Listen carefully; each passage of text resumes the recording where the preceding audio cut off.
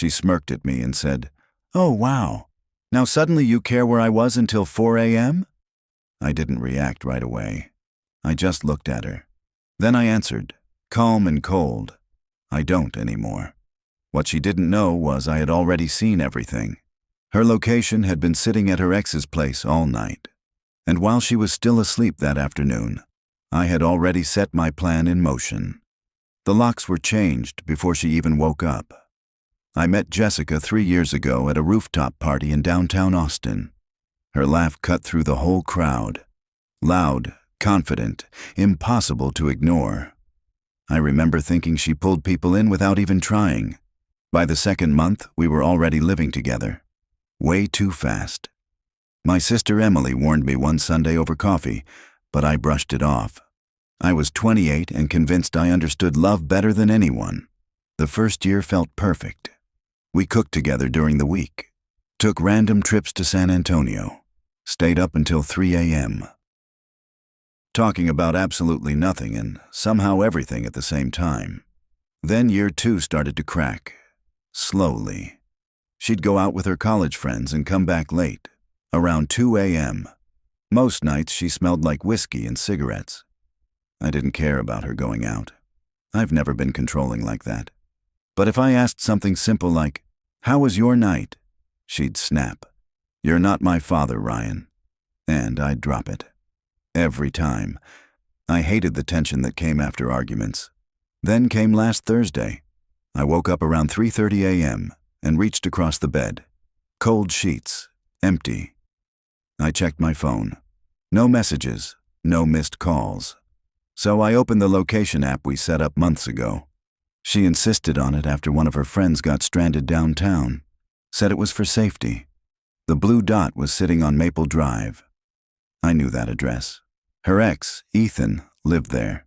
Duplex near the university. I sat in the dark staring at that dot. It didn't move. 20 minutes passed. I refreshed it twice. Still there. Then I closed the app, plugged my phone in, and went back to sleep. Honestly, it was easier than I expected. I think I'd been waiting for something like this for months, maybe even a year. Seeing it confirmed felt calm, almost like relief. At 7 a.m., I woke up and texted my landlord, Mr. Patel. We'd always gotten along. I'd lived there for years and never missed rent. I told him I lost my keys and needed the locks changed immediately. Said I'd pay double for same-day service. He replied within minutes.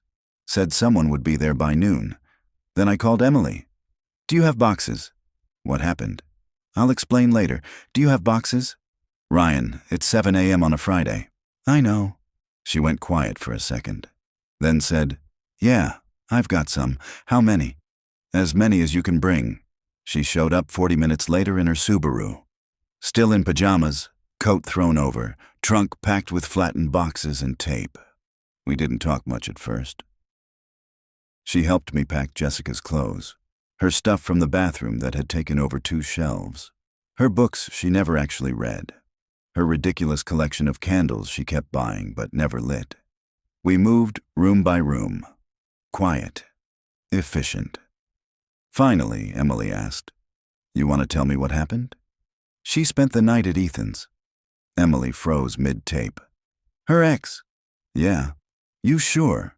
I showed her the location. She stared at it, then at me. "I'm sorry." "Don't be. I'm not." The locksmith showed up at 11:45. A guy named Mike. Didn't ask questions. Finished everything in 45 minutes. New deadbolt, new handle, 3 keys. By 12:30, everything was stacked in the living room. 22 boxes, all labeled. Emily stepped back and looked at it all. "You're really doing this?" "I am." "Want me to stay?" "No, I need to handle this part alone." She hugged me tight. "Call me after." "I will." Jessica walked in around 2 p.m., still wearing last night's black dress, makeup smeared. Heels in her hand. She froze when she saw the boxes. "What the hell is this?" I was sitting on the couch with a coffee. Still warm. "Your stuff." "Ryan, where were you last night?" Her face changed instantly. Confusion, then realization, then defense. I was at Megan's. We had drinks. I crashed there because I didn't want to drive. Try again. Excuse me? I picked up my phone and showed her the app. You were at Ethan's until 4 a.m. The color drained from her face. Then came rushing back as anger. She laughed, sharp and bitter. Oh, wow. So now you care where I was until 4 a.m.? I set the phone down slowly. Looked at her. I don't anymore. What does that mean? It means I don't care where you were, or why. I just need you to take your boxes and leave. You're being insane. Nothing happened. I don't believe you, and honestly, it doesn't even matter. She walked to the door, probably expecting to storm out and come back later. She shoved her key into the lock. It didn't turn. She tried again, harder. Nothing. She looked at me, stunned. You changed the locks? It's my apartment. My name is on the lease. You can't just kick me out. I can. You're not on the lease. You never wanted to be. Remember? You said it felt too permanent. I pointed at the boxes. Take your stuff, or I'll have it on the curb tonight. Her eyes filled with tears. Ryan, please, let me explain. You already had a chance. You lied. I didn't sleep with him. I didn't ask. She looked at me like I was a stranger. Maybe I was. I'd never been this cold with her before. So that's it? 3 years and you're just throwing me out? You spent the night at your ex's house and lied. Yeah, that's it. She started crying. Real tears. Mascara running. I made a mistake. I was drunk. He texted me about his dog dying. I went to comfort him. Stop. She froze. I don't want the story. I don't want excuses. Call someone to help you move. She pulled out her phone with shaking hands and called her friend Megan. Megan showed up 30 minutes later in workout clothes. Took one look around and started carrying boxes without saying a word. Smart move. Jessica kept trying to talk to me between trips. Can we talk next week when you've calmed down? No. You're being cruel. I'm being clear. I love you. That one almost hit me. Almost. If that were true, you wouldn't have been at Ethan's.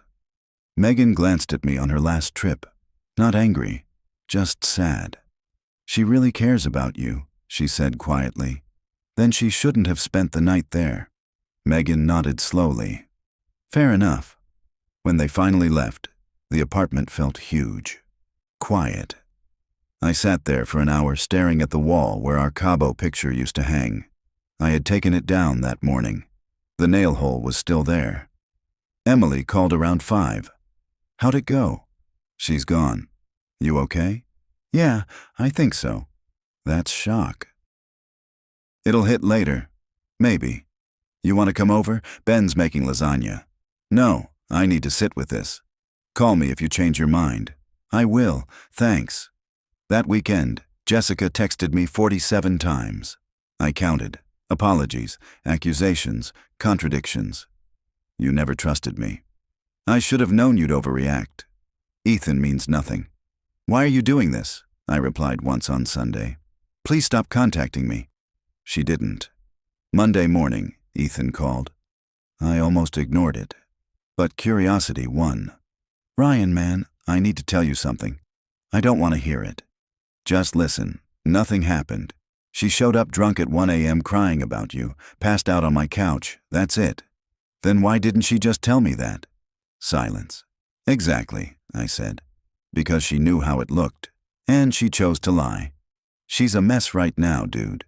Not my problem anymore. I hung up and blocked him. That same week, I ran into her mom, Patricia, at the grocery store. She touched my arm while I was picking avocados. I heard what happened. I'm sorry. Thank you. She's staying with me. She knows she made a mistake. I nodded. I hope she figures things out.